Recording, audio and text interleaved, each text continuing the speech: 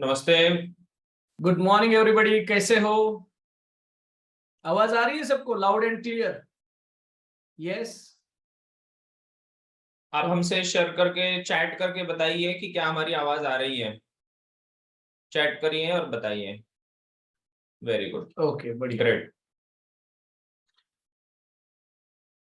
तो आज के इस संडे मॉर्निंग सेशन में सबका हार्दिक स्वागत है। और हमारे साथ है Rahul Nawandar sir. He is advocate by his profession, but he's very passionate in his teaching and education इस फील्ड में एक्सपर्ट है। कॉम्पिटिटिव एग्जाम्स कोच है। और जैसे कि यहाँ पर स्क्रीन पे आप देखेंगे अभी, तो आज आप क्या पढ़ने जा रहे हो? तो आज हम पढ़ने जा रहे हैं ये 6 स्टेप्स मेथड। और इस 6 स्टेप्स मेथड में हम जानेंगे कि किस तरीके से सक्सेस को पाना। ये एक स्टेप बाय स्टेप मेथड है। तो ये सब शुरू करने के पहले मैं आपको मतलब जो हमारे ऑडियंस है आज के, उनको इंट्रोड्यूस कराना चाहूंगा कि हाँ, जो उनको गाइड करने वाले हैं और जो उनका रेगुलर कोर्स कंडक्ट करने वाले हैं, तो उन प्रोफेसर धनंजय जी जोशी के बारे में।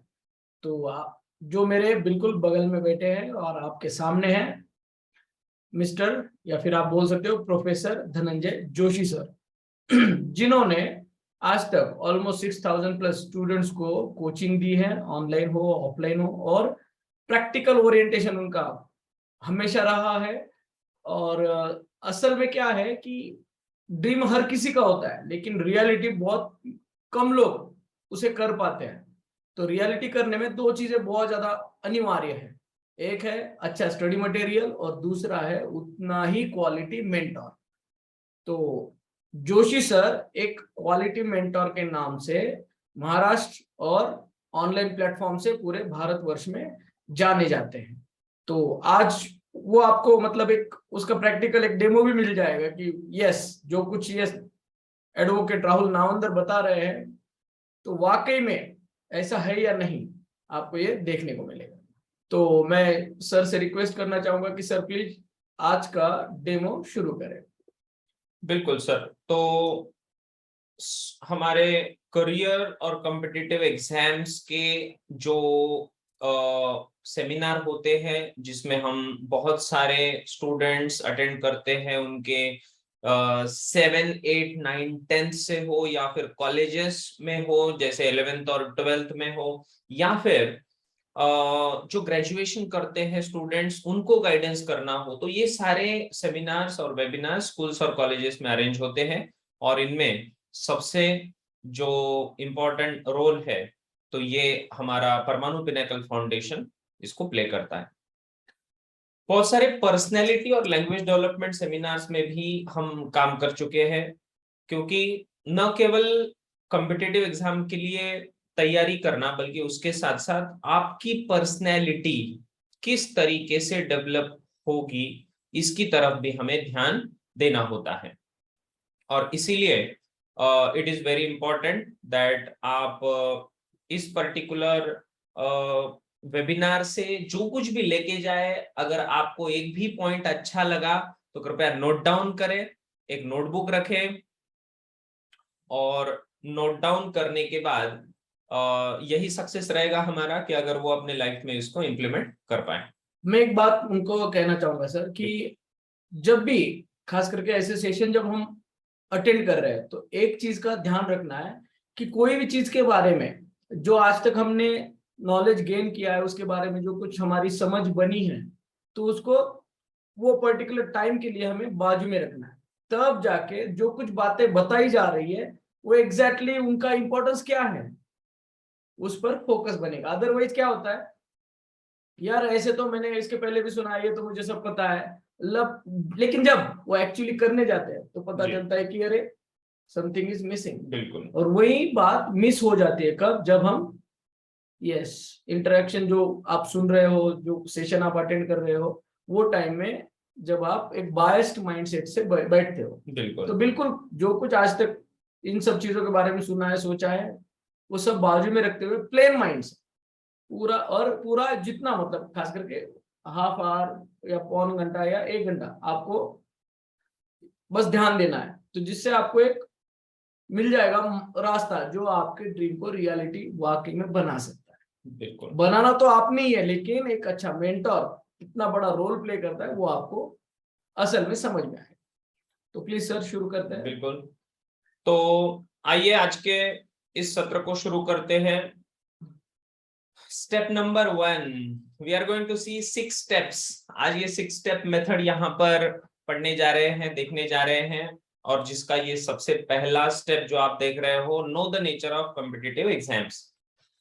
जनरली सर ये देखा जाता है कि किस तरीके से बच्चे आज 7th या 8th से ही पढ़ाई शुरू कर देते हैं, चाहे आईआईटी हो, चाहे नीट हो, या यूपीएससी, जिनको आईएएस बनना है, आईपीएस बनना है बहुत सारे स्टूडेंट्स को। तो उसकी पढ़ाई जब हम 7th या 8th से शुरू करते हैं, तो क्या किस तरीके की बातें हमें ध्यान में रखनी है, इसके बारे में स्टूडेंट्स को बताएंगे हम। बिल्कुल। और उसके बाद हम बात करेंगे कि उसके डिटेल्स क्या है। तो सबसे पहले कॉम्पिटिटिव एग्जाम्स अगर देखी जाए तो इंडिया में जितनी भी कॉम्पिटिटिव एग्जाम्स के लिए स्टूडेंट्स अपीयर होते हैं, आपको क्या लगता है कितने % स्टूडेंट्स एक्चुअली में उसमें क्रैक कर पाते हैं, सक्सेसफुल रह पाते हैं? तो आपके जो आंसर्स है वो कमेंट बॉक्स में हमें चैट करके बताना। यस, कम ऑन, कितना %? 50%, 70%, 80%, कितने सक्सेसफुल रेट होगा? ये सबसे इंपॉर्टेंट क्वेश्चन है आज के लिए। यस, प्लीज बताइए। ये टू वे कम्युनिकेशन होना चाहिए अपने सेशन में। Yes please. बिल्कुल। यस, कितने % रहते होंगे? 5%। हाँ, इरेश सेन ने बताया है 5%। यस यस, बाकी बिल्कुल। लोग 70%। क्या बात है। ओके, 70% कुछ लोग कह रहे हैं। बिल्कुल, तो ये रेशो देखा गया कि ये रेशो इट इज। क्वेश्चन, हाँ क्वेश्चन दोबारा बताइए। क्वेश्चन ऐसा है कि कितने लोग जो कोई इस अलग अलग कॉम्पिटिटिव एग्जाम में बैठते हैं, खास करके जेडबलई, नीट, या फिर हम बोलते हैं कॉम्पिटिटिव एग्जाम, सिविल सर्विसेज वगैरह जी, तो इनमें जो बैठते हैं उनमें कितने % लोग अपना ड्रीम को रियलिटी कर पाते हैं, मतलब वो एग्जाम कितने लोग क्लियर कर पाते हैं, कितने % लोग, ये क्वेश्चन है।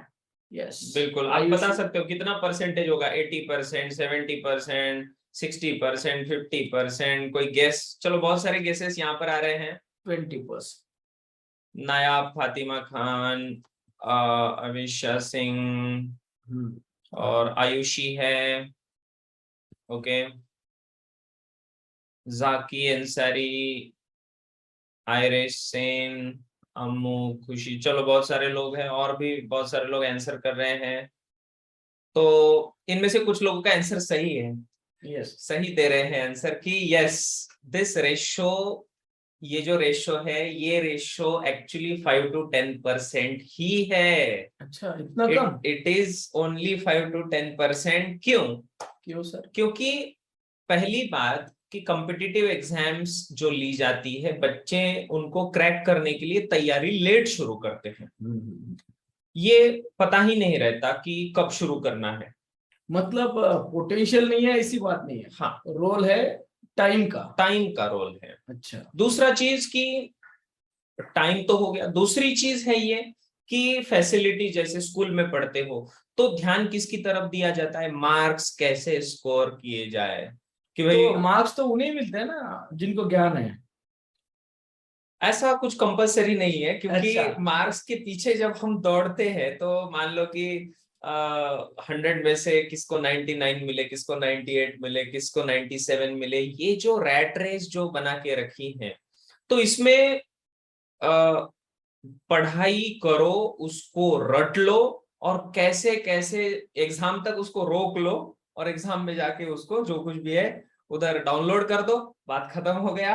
अब उसके बाद सब्जेक्ट का और मेरा कोई संबंध नहीं है, जैसे एग्जाम खत्म बात खत्म। मतलब बातें बिना समझे हुए भी है ना छाप सकते हैं, इसीलिए बिल्कुल फिर हम छाप सकते देखते हैं कि संस्कृत एक मार्किंग वाला सब्जेक्ट है। जी लैंग्वेज तो बोलती नहीं आजकल, जी लेकिन ज्यादा मार्क्स मिलते हैं उससे। बिल्कुल मतलब बोलने आती नहीं है लेकिन आउट ऑफ मार्क्स बिल्कुल मिल जाते हैं। इंग्लिश में भी exactly. वैसे ही सीन हमें नजर आता बिल्कुल हर जगह पर यही सीन है कि हमें बच्चे कॉन्सेप्चुअल क्लैरिटी की तरफ ध्यान देने की बजाय उसको क्रैम एंड वॉमिट वाला जो फॉर्मूला है कि क्रैम कर लो उसको, जैसे तैसे रट लो और फिर जाके एग्जाम में उसको बक दो।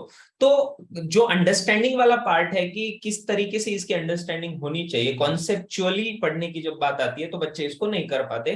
तो यही हमें कॉम्पिटिटिव एग्जाम में चेक करते हैं कि एग्जामिनर आपसे क्या पूछने वाले हैं, कॉन्सेप्चुअल क्वेश्चंस, ना कि रटे हुए कि बताओ कि ये क्या है ये क्या है। व्हाट वाले क्वेश्चन नहीं होंगे, हाउ वाले होंगे और व्हाई वाले होंगे, है ना। सिर्फ व्हाट वाले क्वेश्चन नहीं होंगे, what is this what is that, नहीं।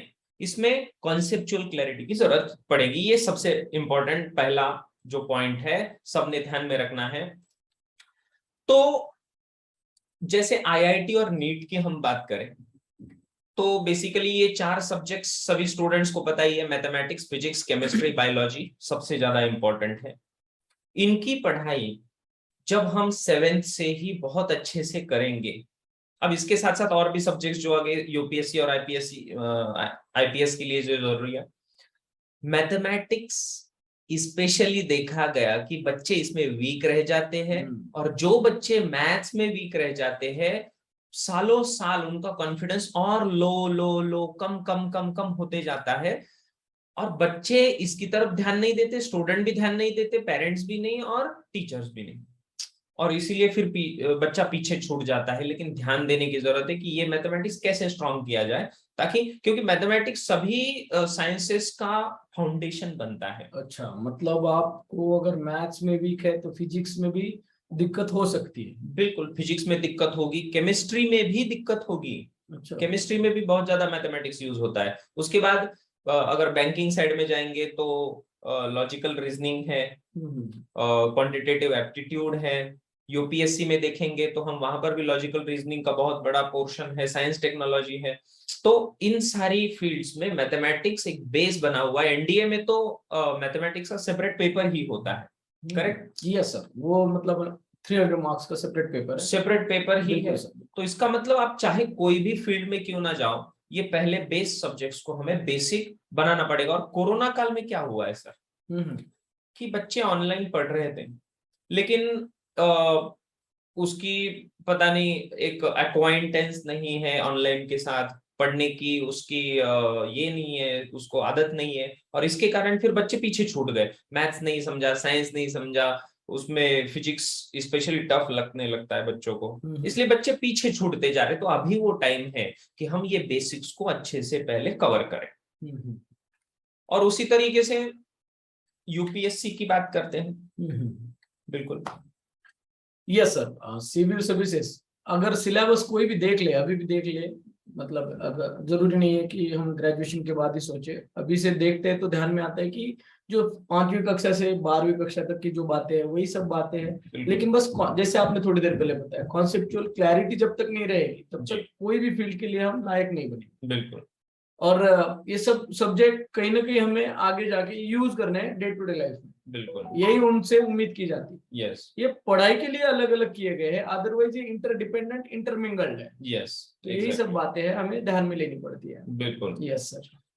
तो चलते हैं कि भाई कॉम्पिटिटिव एग्जाम्स में जो एमसीक्यूज होते हैं बच्चों, तो इसको सॉल्व करने का एक फ्रेमवर्क है। पहले उनको समझना है कि ये एमसीक्यूज आते कैसे हैं। सबसे पहले कोई भी सब्जेक्ट क्यों ना रहने दो, उसमें होता है एक कॉन्सेप्ट, राइट। और उस कॉन्सेप्ट को लेके आपको कुछ मैथमेटिक्स उसमें दिया जाएगा फॉर्मूले के तौर पर। अब ये दोनों पे जब क्वेश्चन बनता है तो इस क्वेश्चन को लेवल 1 का क्वेश्चन कहा जाता है, जो एकदम सिंपल लेवल का रहेगा और बेसिकली आप उसको क्रैम करके भी आसानी से सॉल्व कर सकते हो। तो ये एकदम बेसिक क्वेश्चन जो आपको पूछे जाते हैं। लेकिन अब थोड़ा सा हायर लेवल पे अगर जाए, लेवल 2 की अगर बात करें, तो उसमें चीज होगा डेरिवेशन। अब ये डेरिवेशन में होता ऐसी बात है कि डेरिवेशन का मतलब होता है कि वो जो फॉर्मूला बना, वो जो कॉन्सेप्ट बना, उसका रूट क्या है, सही है। आया कहां से। अब बच्चे जब इसको जान जाएंगे कि भाई ये डेरिवेशन है क्या, और उसके साथ कुछ मैथमेटिकल टूल्स की आपको जरूरत पड़ेगी, जैसे आपके बहुत सारे टॉपिक्स अभी हम दिखाएंगे इनको, स्क्वायर रूट्स है मैथमेटिक्स में, या क्यूब रूट्स है, क्वाड्रेटिक इक्वेशन है, अलजेब्रा के लीनियर इक्वेशंस है, इन 2 वेरिएबल्स, इन 3 वेरिएबल्स है, या इसके साथ अरिथमेटिक प्रोग्रेशन है, सीक्वेंस सीरीज है, बहुत सारी चीजें एक साथ कंबाइन करके पूछी जाती हैं, और इसीलिए ये लेवल 2 के क्वेश्चंस उसमें पूछे जाते हैं जो थोड़ा हायर लेवल के रहेंगे। Yes sir. राइट। लेकिन इससे भी हायर लेवल के क्वेश्चंस जो टॉप लेवल की एग्जाम्स है, जैसे आईआईटी या यूपीएससी है या नीट है, इन सारी एग्जाम्स में विजुअलाइजेशन, मतलब एक इमेजिनरी आपको सिचुएशन क्रिएट करके दिया जाएगा जो आपने कभी अब तक सोचा नहीं होगा, सही। और ऐसी सिचुएशन को आपको इमेजिन करके उसमें अपने आप को रख के एक क्रिएटिव आंसर उसका ढूंढना पड़ेगा। जैसे इंटरव्यू की बात आती है जब यूपीएससी यस के, सर, यस सर। तो उसके बारे में थोड़ा सा बताएंगे हम स्टूडेंट्स। बेसिकली इंटरव्यू क्या है, ये ओवरऑल आपकी पर्सनालिटी का टेस्ट है, बिल्कुल जहां पर आपका ज्ञान भी चेक हो रहा है, जी। आपका पूरा पर्सनालिटी यानी क्या, बॉडी, माइंड, इंटेलेक्ट और स्पिरिट, इन चारों लेवल पर आपने खुद को कैसे ढाला है। मतलब जब आपको समय था, आपके पास अथॉरिटी थी, आपके पास सभी चीजें, लेकिन उसके बावजूद भी आपने वो चीजें बिल्कुल। वो टाइम में एग्जैक्टली किया क्या। तो यस। जो क्रिएटिव, कंस्ट्रक्टिव और पॉजिटिव एक्टिविटीज में बाय चॉइस हमेशा समय देते हैं, वो लोग कोई भी फील्ड के लिए लायक बन जाते हैं लीड करने के लिए। जी। तो वो बातें कौन सी हैं, पढ़ाई के साथ, जो अगर आप एक्स्ट्रा करिकुलर एक्टिविटीज में पार्टिसिपेट हो रहे हो, देन सर्टेन एक्टिविटीज में आप अपनी स्कूल को, कॉलेज को, अपने एरिया को रिप्रेजेंट कर रहे हो, तो वो सब बातें हैं जो आपकी पूरी पर्सनालिटी को ढालती है। तो बिल्कुल। यही सब बातें इंटरव्यू में चेक की जाती है। ये सब बातें आपको वहां पर ध्यान में लेनी है। तो लीडर वही बनता है जो विजुअलाइज मतलब क्या, जैसे हम बोलते हैं कि विजुअलाइज कर पाता है कि यस, हाँ, कि क्या है कि ऐसा ऐसा सीन होगा तो मुझे क्या करना है। कोई भी सिचुएशन में स्टेबल रहते हुए अगर कोई चीज की ओर आप देख पाते हैं तो आपको पता चलेगा कि प्रॉब्लम सॉल्व किया जा सकता है। बिल्कुल। और ये लेवल अचीव करने के लिए आपको खुद की पर्सनालिटी पर काम करना पड़ता है। बिल्कुल सर। तो अब चलते हैं स्टेप नंबर 2, यस। जो सबसे इंपॉर्टेंट है, कि फिजिक्स के फंडामेंटल्स मैथमेटिक्स के ग्राउंड पे बने हुए हैं। ये तो मैंने एक एग्जांपल दिया है फिजिक्स के फंडामेंटल्स, लेकिन चाहे कोई भी सब्जेक्ट हो, जैसे मैंने बताया कि इसका जो बेसिक है वो तो मैथमेटिक्स में ही यस सर। है ना। तो मैथमेटिक्स की अगर हम बात करें तो क्या क्या टॉपिक्स हम मैथमेटिक्स में अभी स्ट्रॉन्ग करने हैं आपको, तो ये वो सारे टॉपिक्स हैं। स्पेशली पेरेंट्स आप भी ध्यान रखें कि ये जो टॉपिक्स है मैथमेटिक्स के, क्या बच्चा इनमें अच्छा कर पा रहा है या नहीं कर पा रहा है, आपको ध्यान देना पड़ेगा। स्पेशली अगर आप स्टूडेंट है तो आप इनको लिख लें, इसका स्क्रीनशॉट ले लें। वैसे हम इनको पीडीएफ भी एक पीडीएफ प्रोवाइड करेंगे, प्रोवाइड कर देते हैं। बिल्कुल, तो उसमें ये सारी चीजें तो आपको मिलेगी ही मिलेगी। Internet connection. लेकिन इसके साथ साथ हमें ध्यान ये रखना होगा कि square roots, cube roots, laws of indices, ये एकदम बेसिक और एकदम सिंपल 6, 7, 8, 9, 10 की चीजें हैं जो हमें अच्छे से करनी है, जिसको बेस स्ट्रांग होने के बाद कोई भी कॉम्पिटिटिव एग्जाम क्यों ना हो, बिल्कुल बच्चा क्रैक कर सकता है। बिल्कुल सही है सर, कॉन्सेप्चुअल क्लैरिटी यहाँ पर बहुत ही आएगी। इंपॉर्टेंट होगी। आगे चलते हैं कि भाई ये प्रॉब्लम्स क्या क्या है स्टूडेंट्स के, तो यहां पर एक लिस्ट दी है, और देखिए कि क्या इन प्रॉब्लम्स के साथ आप अपने आप को रिकॉग्नाइज कर पा रहे हो। क्या आपको न्यूमेरिकल प्रॉब्लम से डर लगता है? न्यूमेरिकल प्रॉब्लम से सबसे ज्यादा डर तो यहीं पर बच्चों को लगता है कि जब कुछ फाइंड आउट करने की बात आती है, ये एक फॉर्मूला है, इस फॉर्मूले को यूज करो, है ना, झाकी अंसारी कह रहा है कि नहीं, हमें डर नहीं लगता, तो बहुत अच्छी बात है अगर आपको डर नहीं लगता है। लेकिन जनरली ये देखा गया कि हाँ, ये ऐसा डर सब में होता ही है। उसके बाद दूसरा जो है, स्पीड नहीं आती सर, कैलकुलेशन में स्पीड नहीं आती है ना। कैलकुलेशंस बहुत लो है। कभी कभी क्वेश्चन का फॉर्मूला भी पता होता है या कुछ पता होता है, लेकिन आगे कैलकुलेट ही नहीं कर पाता बच्चा। सही है। कुछ कॉम्प्लेक्स मल्टीप्लिकेशन आ गया, कुछ डिवीजन आ गया, है ना, तो बच्चा आगे नहीं कर पाता। या फिर ऐसा भी हो सकता है कि बच्चा क्रिटिकल थिंकिंग में पीछे पड़ गया। क्रिटिकल थिंकिंग का मतलब है कि कुछ अलग से सोच उसमें एक्सपेक्टेड है किसी क्वेश्चन में, उसमें नहीं कर पाता है, या फिर कॉन्सेप्ट्स को लिंक नहीं कर पाता कि कभी केमिस्ट्री का क्वेश्चन मैथमेटिक्स के साथ पूछ लिया, फिजिक्स का क्वेश्चन हिस्ट्री के साथ पूछ लिया, ऐसा भी हो सकता है ना। कभी कभी ऐसे क्वेश्चन जो लिंक करके पूछे जा सकते हैं, तो इसमें बच्चा पीछे पड़ जाता है। और फिर जो दूसरे सब्जेक्ट्स है जिसमें वो इंटरेस्टेड है, वो भी अफेक्ट होने लग जाते हैं। सही है। तो इसीलिए जरूरत है आपको स्टेप नंबर 3 की, जो है पावर ऑफ प्रैक्टिस। तो इनको थोड़ा प्रैक्टिस के बारे में बताएंगे सर। बिल्कुल सही है। जैसे हम बोलते हैं हमेशा कि विदाउट प्लानिंग स्टडी नहीं करना है। बिल्कुल। प्लानिंग करेंगे तो आपने जो सोचा है उस हिसाब से वेरी फर्स्ट डे 50% हो ही जाता है। बिल्कुल। अगर प्लानिंग नहीं करते तो आपके हिसाब से 2 to 5% होता है जी। प्लानिंग के साथ करते हैं, वेरी फर्स्ट डे 50% हो गया। अब जो 50% नहीं हुआ उसका एनालिसिस करते हैं तो दूसरे दिन ऑटोमेटिकली बढ़ोतरी होगी, 50 का 51 वगैरह हो जाए जी। तो within a month scene बन जाता है कि जो मैं डिसाइड करता हूँ वो मैं करता ही हूँ। यस। दूसरा जो स्टेज हम हमेशा बोलते हैं कि क्या है कि रिवीजन। यस। एक तो हर रोज जो आप पढ़ाई कर रहे हो उसको रिवाइज करो। बिल्कुल। दूसरा at the end of the week जो वीक है Yes. वो 5-6 घंटे देते हुए रिवाइज करो। बिल्कुल। और तीसरा है eight the end of the month. Yes. तो 3 बार रिवाइज हो गया। कोई भी चीज अगर 3 बार रिवाइज हो जा रही है तो हमेशा के लिए वो समझ में रहेगी, याद आएगी, मतलब बिल्कुल। याद रहेगी। बिल्कुल। और जो आपने भी सवाल पूछा वो है प्रैक्टिस का।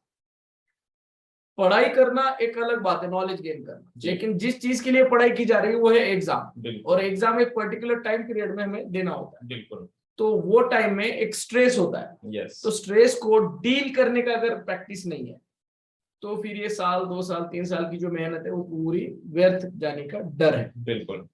और स्ट्रेस में सिली मिस्टेक्स हो जाती है, जो हमने लर्न किया है या याद किया है वो याद नहीं आता। जैसे पेपर सबमिट करते फिर याद आता है कि अरे यार ये तो सवेरे ही पढ़ा था। बिल्कुल। लेकिन जो रेगुलर प्रैक्टिस करता है, मतलब मान लो पढ़ाई हुई हो या ना हुई हो, रेगुलर पेपर सॉल्व करने का अगर वो ट्राई कर रहा है 8वें दिन एट द 15th डे में या फिर 30th day of the month, यानी यस। मंथ में 3 बार अगर वो प्रैक्टिस कर रहा है यस। तो सीन क्या होगा कि वो स्ट्रेस वाले सिचुएशन को कैसे हैंडल कर, यस। उसका एक प्रैक्टिस बने। बिल्कुल।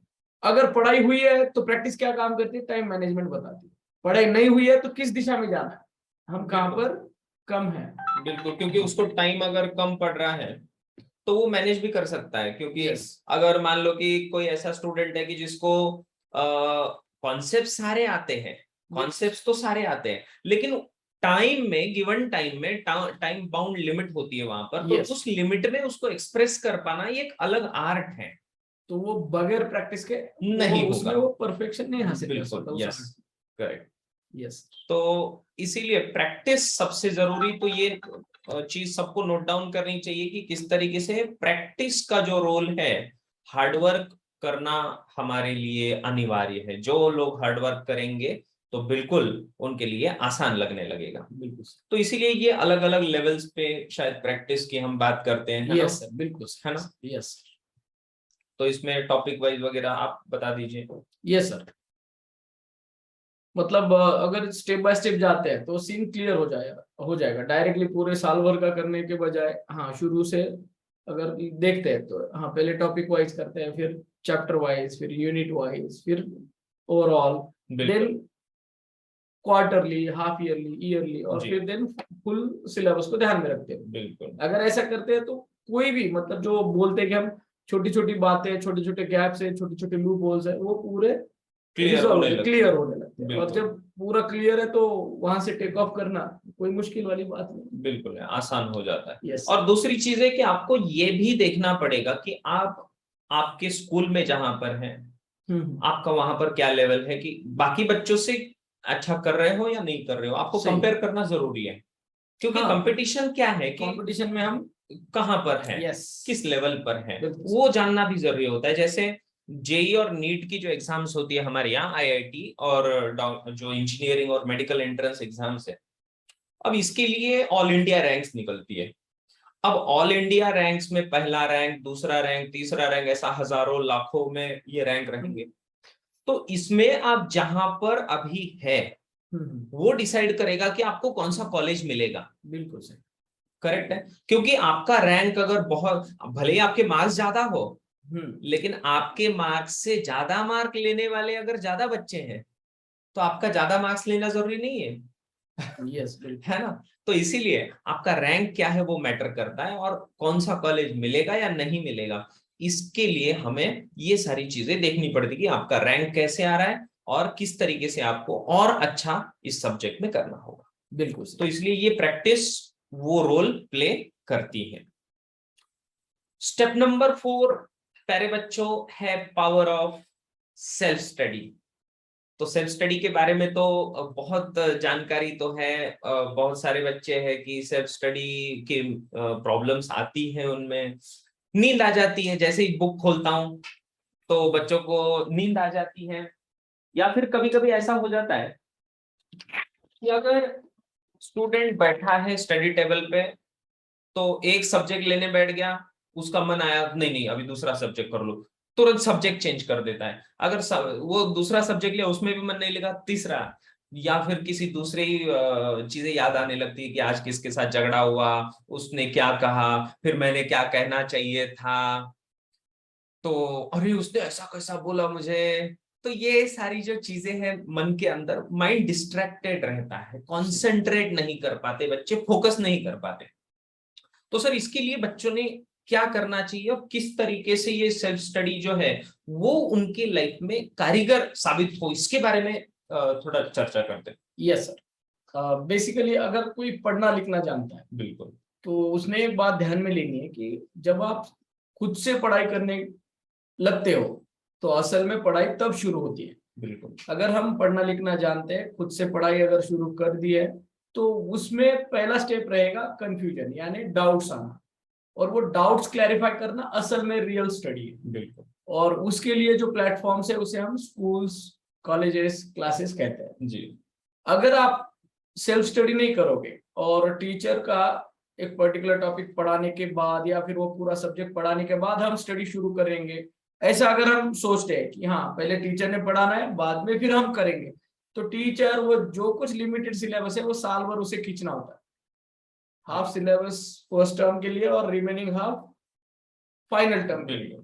तो वो एग्जाम के पहले पहले कैसे तैसे खत्म करते हैं। अब उसके बाद अगर आप सेल्फ स्टडी शुरू करोगे तो टाइम है क्या, और एग्जाम तो सामने है, सर पर आकर बैठा है, फिर रटने के बजाय कोई रास्ता ही नहीं रहता। बिल्कुल लेकिन अगर खुद सेल्फ स्टडी करते हैं जी, तो उसमें क्या होगा, डाउट्स आएंगे, वो डाउट्स रेगुलर बेसिस पर स्कूल, कॉलेज, क्लासेस में अगर क्लैरिफाई करते हैं बिल्कुल तो सीन क्या होगा, हमारा खुद का पढ़ाई एक अपने खुद के स्पीड से चलेगा, बिल्कुल और विद इन नो टाइम पूरे साल भर का पढ़ाई होगा, और अगली पढ़ाई हम मतलब अगले साल की पढ़ाई भी हम इस साल में ले सकते हैं।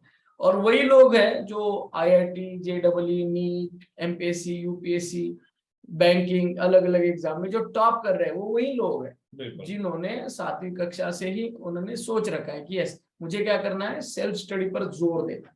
बिल्कुल सेल्फ स्टडी असल में स्टडी का शुरुआत है, और क्लैरिफाई करना डाउट्स ये असल में स्टडी है। यस ये हमने पहले तो खुद ने जानना है, स्टूडेंट, पेरेंट्स, टीचर्स, हर किसी ने। यस अदरवाइज पोटेंशियल होने के बावजूद भी अपना ड्रीम रियलिटी नहीं बनता। यस और सर दूसरी चीज इसमें एक बच्चे अक्सर ऐसा हो जाता है कि सेल्फ स्टडी के लिए बैठते हैं, लेकिन कितने टाइम में कितना पोर्शन कंप्लीट करना है इसका अंदाजा भी नहीं रहता।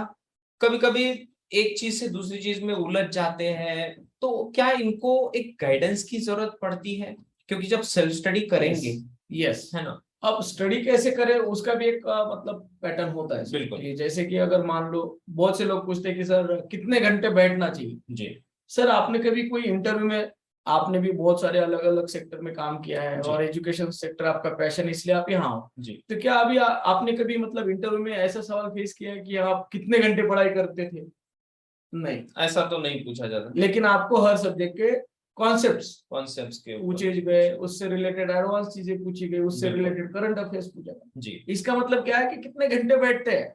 उससे अच्छा ये है कि ध्यान किस चीज पर देना है कि मुझे कौन से सब्जेक्ट का कितना कितना क्या? पढ़ाई करना है आज के लिए। जी अगर ऐसे डिसाइड करते रहे तो जैसे जैसे सब्जेक्ट में इंटरेस्ट बढ़ेगा वैसे वैसे पढ़ाई का टाइम ऑटोमेटिकली बढ़ेगा। एग्जैक्टली। लेकिन पहले ही दिन में 18 आवर्स बैठूंगा ऐसा सोचोगे तो वो फील्ड हमेशा के लिए वो 8 दिन में आने वाले छोड़ देगा। बिल्कुल। पोटेंशियल होने के बावजूद भी राष्ट्र ऐसे युग पुरुष को मिस करता है फिर। यस, सही बात है। तो इसीलिए आपको आपका सेल्फ स्टडी ही आपका एक बड़ा दोस्त है, जो आपको पहुंचाएगा आपके लक्ष्य तक, राइट? तो सेल्फ स्टडी को हमें नेग्लेक्ट नहीं करना है, उसके साथ साथ एरर एनालिसिस करना है, जो आप यहां पर देख रहे हो। बिल्कुल ध्यान से सुनो कि किसी भी एग्जाम में जब आप कोई चीज करेक्ट करते हो तो इसका मतलब आपके कॉन्सेप्ट स्ट्रांग है, ये तो मान लिया। लेकिन अब गलतियों से सीखेंगे। किससे सीखेंगे? गलतियों से हम सीखेंगे कि आगे कैसे बढ़ना है। अब यहां पर मैं प्रैक्टिकली क्या बता रहा हूं आपको, ये बताने जा रहा हूं कि how failure is the steps to success बोला जाता है, कि भाई failure is the first step to success. क्यों ऐसा? उसका रीजन ये है, देखिए ध्यान से सुनो, कि एग्जाम में जब आपका आंसर गलत हो जाता है, इनकरेक्ट हो जाता है, तो इसका मतलब क्या है? इसका मतलब है कि आपका कॉन्सेप्ट रॉन्ग है, सही है। या फिर आपने कैलकुलेशन में मिस्टेक कर दिए, या फिर आपका क्वेश्चन ही नहीं समझा आपको, ऐसा भी हो सकता है। या फिर आपने कोई सिली मिस्टेक कर दी। इसका मतलब जब आपने गलत आंसर दिया अगर, तो ये 4 पॉसिबिलिटीज है, अब वर्क करना है हमें इनके ऊपर। सही है। तो फिर जाके पहले कॉन्सेप्ट को स्ट्रॉन्ग करेंगे। कैलकुलेशन में जहां पर मिस्टेक हुई तो अगली बार ऐसा कैलकुलेशन अगर आया तो मिस्टेक किस तरीके से ना हो, इसके लिए थोड़ा प्रैक्टिस करेंगे। सही। अब ये सिस्टमेटिकली अगर इसको रेक्टिफिकेशन इसको बोले जाएंगे, तो यार ये जब होगा, ये एरर एनालिसिस करके उसका रेक्टिफिकेशन होगा, तो क्यों नहीं बच्चा अपने लक्ष्य तक बहुत कम समय में पहुंचेगा। बिल्कुल सही। बच्चे को पता ही नहीं रहता कहाँ गलती कर रहा है। अब जब उसकी गलती पर यार काम करेंगे तो हो जाएगा। तीसरा इसमें है अनअटेम्प्टेड। अनअटेम्प्टेड का भी मतलब अलग होता है, क्योंकि आपने लिखा और गलत हुआ तो ये एक अलग चीज हो गई। लेकिन अब अनअटेम्प्टेड मतलब आपने कुछ भी नहीं लिखा, क्वेश्चन का आंसर ही नहीं लिखा आपने। इसका मतलब क्या है? तो इसका मतलब ये हो सकता है, पहला, आपको फॉर्मूला याद नहीं आया हो, या कॉन्सेप्ट जो भी है वो याद नहीं आया हो, या फिर कॉन्सेप्ट पता ही नहीं है। नहीं बाबा, ये मैंने पढ़ा नहीं था, इसका मुझे नहीं पता है, तो इसका मतलब वो चैप्टर बाद में जाके करना पड़ेगा, है ना? तो एनालिसिस करते हुए हमें पता चलेगा कि अभी क्या बटन कौन सा पुश करना है ताकि मैं वहां तक पहुंचू। So these are the buttons to push, कि भाई ये हुआ तो चलो ये करेंगे और यहां पर ध्यान देंगे, तो बिल्कुल जो है वो हमें मिल जाएगा। या फिर आप कहीं कैलकुलेशन में स्टकअप है, ऐसा भी पॉसिबल है, या कॉन्सेप्ट में स्टकअप हो गए। चलो तो आगे चलते हैं। Yes sir. स्टेप नंबर 5 जो सबसे इंपॉर्टेंट है, power of mindset. Power of mindset की अगर मैं बात करूं तो कहा जाता है कि जिसके पास माइंड कंट्रोल है, no mind control no success, and no mind control no success. तो इसका मतलब माइंड कंट्रोल ही सब कुछ है। और वो जो एटीट्यूड है, वो जो हम दिमाग के अंदर जो कमिटमेंट कर लेते हैं, जो ठान लेते हैं कि हाँ मुझे ये करके ही दिखाना है, वो आपको एक्चुअली में पहुंचाएगा आपके गोल तक। तो इसमें सबसे बड़ा जो रोल होगा वो होगा पर्सनैलिटी डेवलपमेंट का। तो इसके बारे में थोड़ा सा बताइए सर। Yes sir. जैसे ऑलरेडी हमने मतलब देखा है कि क्या करना है कि how what and when to study, मतलब पढ़ाई कैसे, कब कैसे और क्या करना है जी। इसके बारे में हमें पता हो। बिल्कुल। दूसरा, जैसे थोड़ी देर पहले हमने डिस्कस किया था कि प्लानिंग कितना जरूरी है, रिवीजन कितना जरूरी है और प्रैक्टिस, जी। ये ट्रायलॉजी। अब पर्सनालिटी क्या है उसके बारे में सोचते हैं। पर्सनालिटी यानी जैसे थोड़ी देर पहले बताया, 4 चीजों का कॉम्बिनेशन है, एक बॉडी, माइंड, इंटेलेक्ट और स्पिरिट। पहली चीज दिखती है, बाकी 3 चीजें दिखती नहीं है, लेकिन ये पहली जो चीज है उसके थ्रू काम करती है। जी। हाँ, अगर हेल्दी बॉडी है तो हेल्दी माइंडसेट है, तो दिमाग भी काम करता है और फिर हमारे हमारे खुद के एबिलिटी की पहचान होता है, हम एग्जैक्टली है कौन, हमें क्या है। उसके बाद है, अब हमेशा के लिए अगर स्टेबल रहना, हम तो कोई योगी महात्मा तो है नहीं कि अप्स एंड डाउन्स नहीं आएंगे लाइफ में, लेकिन हर सिचुएशन में स्टेबल रहने के लिए जो आपको हेल्प करेगा वो है आपकी hobbies, interest, sports, arts, literature, extra curricular activities, ये सब बातें, ये आपको कोई भी सिचुएशन में स्टेबल रखती है। जी। पढ़ने से क्या पता चलता है, मतलब जो ट्रायलॉजी हम डिस्कस करते हैं हमेशा कि company of nature, company of books, company of self. Yes. Meditation से क्या फायदा होता है कि कोई भी सिचुएशन में आप स्टेबल कैसे रह सकते हो, कि रिएक्ट करने का नेचर चला जाता है, रिस्पॉन्ड करने का नेचर डेवलप होता है। पढ़ने से क्या फायदा होता है कि अगर हम कोई बायोग्राफी पढ़ते हैं तो पता चलता है कि ऑर्डिनरी बैकग्राउंड से लोग थे, लेकिन एक्स्ट्रा ऑर्डिनरी काम कर गए, क्यों और कैसे, तो वो बातें हम में है, वो रियलाइजेशन हमें होने लगता है, और रेगुलर बेसिस पर वो करते रहे तो वो चीजें अपनी डेवलप होने लगती, वो सब क्वालिटी जो इनबिल्ट है हमें वो बाहर आने लगती, तो उसकी पहचान पढ़ने के कारण होती है। और रही बात मेडिटेशन की, जैसे मैंने ऑलरेडी बताया, मेडिटेशन हो कंपनी ऑफ नेचर, और तीसरा है कंपनी ऑफ बुक्स। तो कंपनी ऑफ नेचर का क्या फायदा है, कभी ऐसा होता है क्या सर कि हम मतलब रेगुलर लाइफ में हमें स्ट्रेस आता है, भले हम फिजिकली थकते नहीं, लेकिन ट्रेकिंग के लिए जाते हैं, फिजिकली थक जाते हैं, लेकिन उसके बावजूद भी अगले महीने भर के लिए रिचार्ज होते हैं। ये कितना ये उल्टी बात है, कि फिजिकली थक रहे हैं लेकिन मेंटली फ्रेश हो रहे हैं। और यहाँ पर डे टू डे लाइफ में चेयर पे बैठे हुए हैं, लेकिन एक्सर्शन बिल्कुल भी नहीं है, फिर भी हम थक रहे हैं, स्ट्रेस आ रहा है। बिल्कुल। तो ये मिरेक्युलस बातें कब होती है, ये नेचर में जब जाते हैं जी। हम, उस नेचर का अविभाज्य अंग है जिसने हमें बनाया। बिल्कुल। और जिसका हम अविभाज्य अंग है वो क्या हमें ऐसे ही छोड़ देगा स्ट्रेसफुल लाइफ में? नहीं, तो वो हमेशा हमारे ध्यान देने के लिए वहां पर है, और वो फ्री ऑफ कॉस्ट है वहां पर। और इसलिए मदर नेचर ऐसा कहा जाता है जनरली, है ना, जब जैसे कि कोई माँ अपना प्यार बेचती नहीं, बिल्कुल, तो ऐसी नेचर अनकंडीशनल लव हमें देता है, पूरा हमारा ध्यान रखता है। बस एक कंडीशन है कि उसके कंपनी में हमें जाना पड़ता है। बिल्कुल।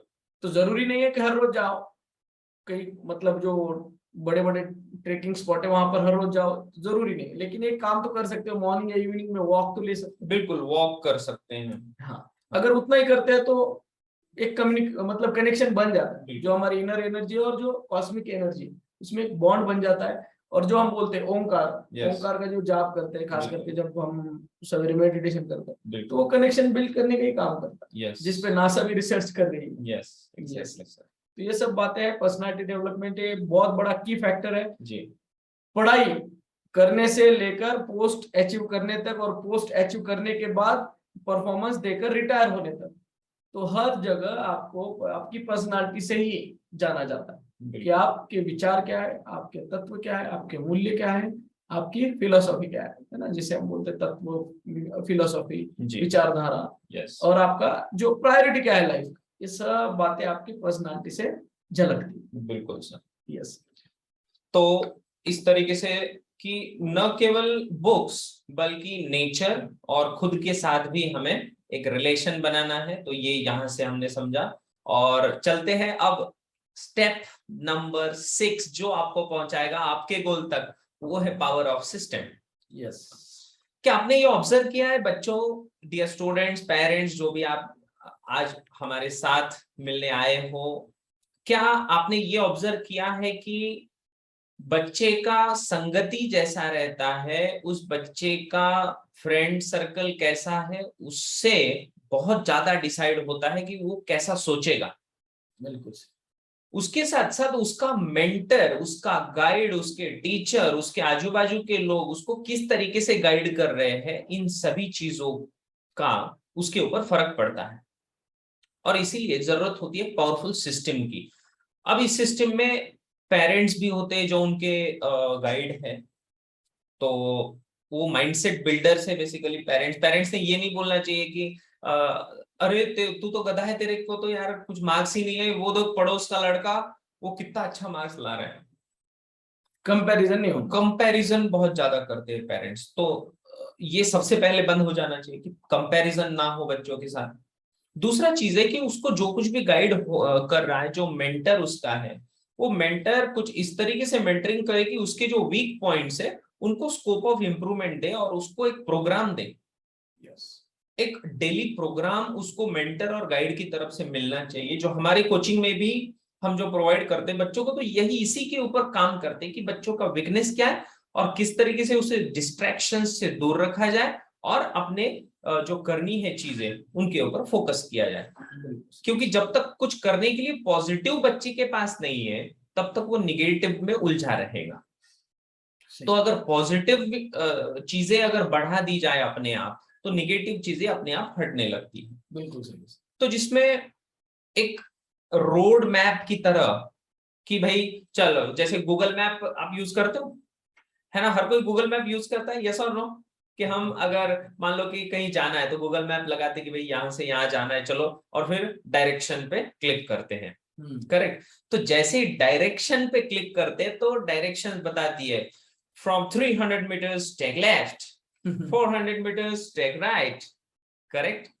इस तरीके से हमें एक गाइड, एक मेंटर की जरूरत है जो हमें बताए कि बेटा अब लेफ्ट लेना है, अब राइट लेना है, ये करना है, इसको ज्यादा देर करना है, इसको कम देर करना है, इसको ज्यादा फोकस मत कर, इसको ज्यादा फोकस कर।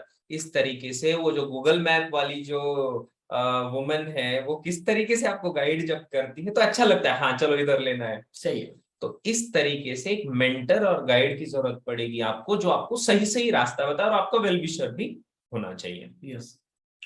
तो इस तरीके से ये रोड मैप मैंने जो बनाया है, ये फिजिक्स के लिए मैंने एक छोटा सा ऐसा वर्क मैप बनाया था, क्योंकि मेरा सब्जेक्ट फिजिक्स है, तो फिजिक्स में कैसे आपको आगे बढ़ना है, तो इसका ये रोड मैप है। और आपका जो ड्रीम है, आपका जो सपना है, वो इससे साकार बिल्कुल हो जाएगा।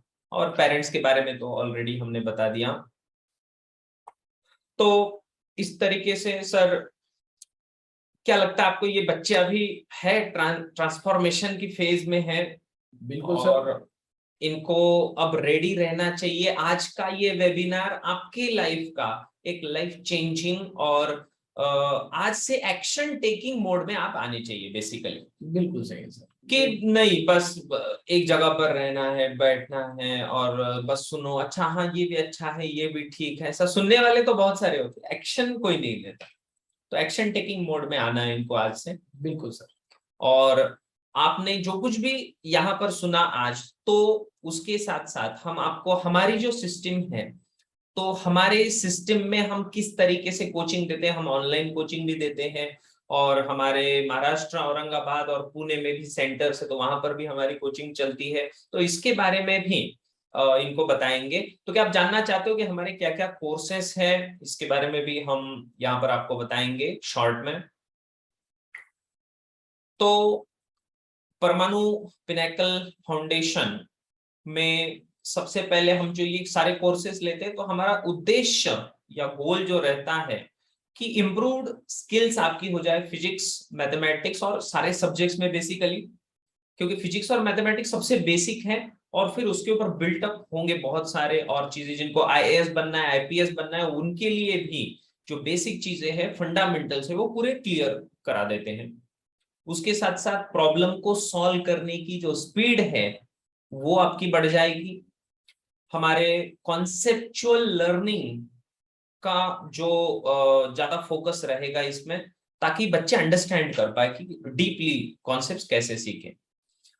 और गोल ओरिएंटेड रहेगा, और बच्चे को कॉन्फिडेंस आएगा कि हाँ अब मैं अचीव कर सकता हूँ। उसको एक छोटे छोटे छोटे छोटे टारगेट्स जब वो अचीव कर देगा, तो बड़ा टारगेट उसको कुछ भी नहीं लगने लगेगा। बिल्कुल सही है सर। और विनिंग माइंडसेट को हम मोटिवेशन के साथ इंथुजियास्टिकली बच्चों को इंस्पायर करते हैं, और ऐसी प्रोग्राम के द्वारा एक हैबिट फॉर्मिंग प्रोग्राम उसको दिया जाएगा जिससे बच्चा अपने गेम को कैसे विन करना है खुद ही सीख जाएगा। क्योंकि सिर्फ कोचिंग क्लास के ऊपर डिपेंडेंट ना रह के, टीचर के ऊपर डिपेंडेंट ना रह के, बच्चा खुद ब खुद कैसे अपने पैरों पे उसको पढ़े और आगे बढ़ाए, ये हमारा स्ट्रेटेजी बिल्कुल रहेगा इसमें। Yes sir.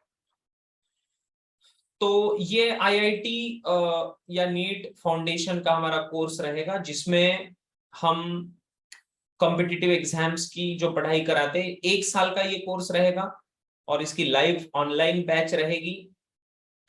ये रिकॉर्डेड कोर्स नहीं होगा, जैसे आप रिकॉर्डिंग बहुत सारे जैसे बायजूस है, वेदांत है और भी अनअकैडमी वगैरह सब होता है, तो रिकॉर्डिंग वाला केस यहाँ पर नहीं है। लाइव हम खुद टीचर बच्चे के सामने बैठकर उसको गाइड करेंगे और ये बैच सिर्फ और सिर्फ 15 स्टूडेंट्स की ही होगी। 15 से ज्यादा स्टूडेंट्स हम एंटरटेन नहीं करते, क्योंकि हम जितना ध्यान दे सकते हैं और जितना रिजल्ट क्रिएट करा सकते हैं उतने ही बच्चे लेते हैं।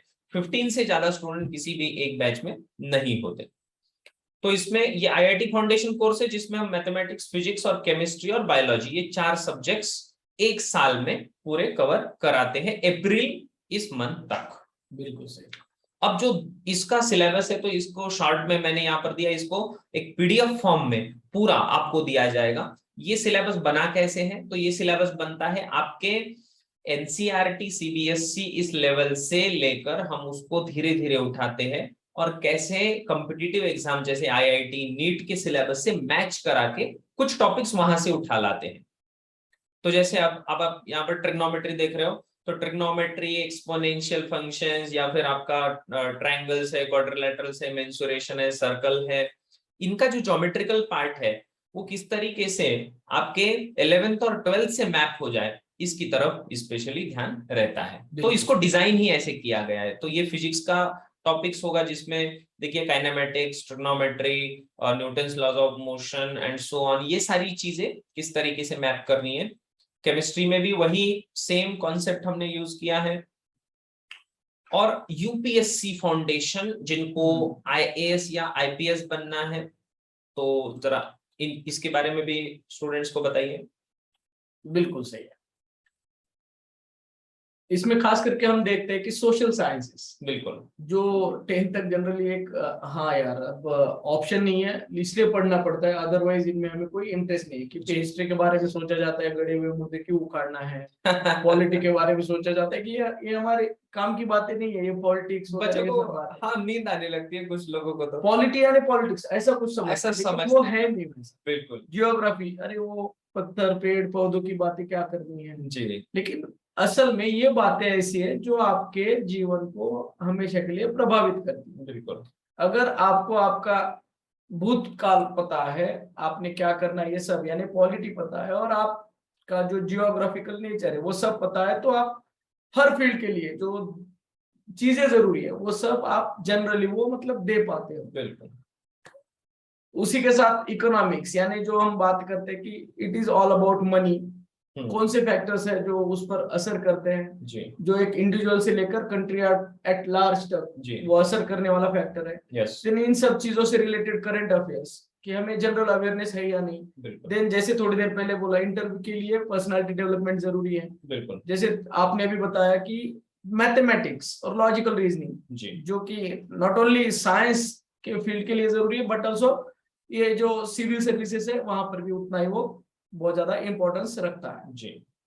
इंग्लिश लैंग्वेज, ये तो सबसे ज्यादा मतलब आप देख ही लेते हो कि हाँ हर जगह एक बात जरूरी बात बन गई है। बिल्कुल, एक मोड ऑफ कम्युनिकेशन है और जो पब्लिक एट लार्ज ने मतलब एक्सेप्ट किया हुआ है और हमें उसके अलावा कोई ऑप्शन है नहीं। बिल्कुल। देन जनरल साइंस, तो ये सब बातें अगर हमारे पास है तो हम हर फील्ड के लिए लायक बन जाते हैं। तो इस कोर्स का उद्देश्य ही यही है कि स्कूल के जीवन में ही आप, स्कूली डेज में ही आप क्या करें, खुद को ढालें जिस ड्रीम फील्ड में आपको जाना है उस फील्ड के लिए। बिल्कुल सर। तो विद इन नो टाइम आपका सीन क्लियर होने लगता है। बिल्कुल। तो ये जो कोर्स है इसमें हमने 45 डेज का भी कोर्स बनाया है। Yes sir.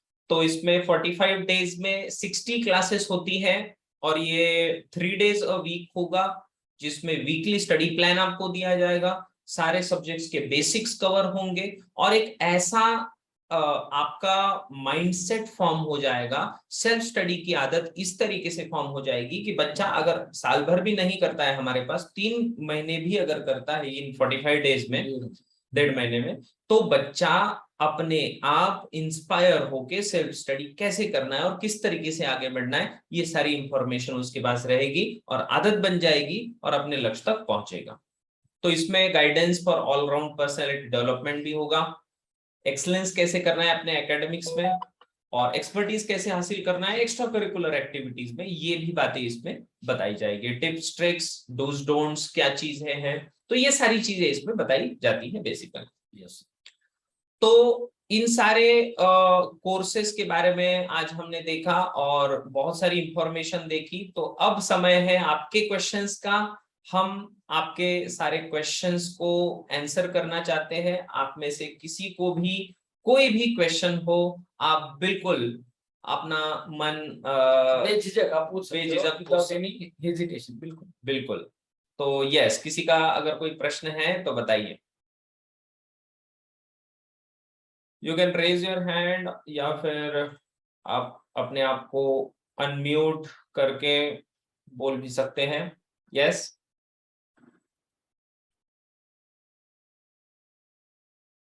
और हमें बताइए कि ये वेबिनार आपको कैसा लगा, इसके बारे में भी आप बता सकते हैं कि आपको क्या समझ में आया।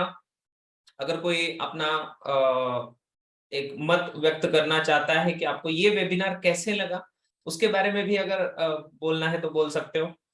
Yes please, without hesitation. Yes.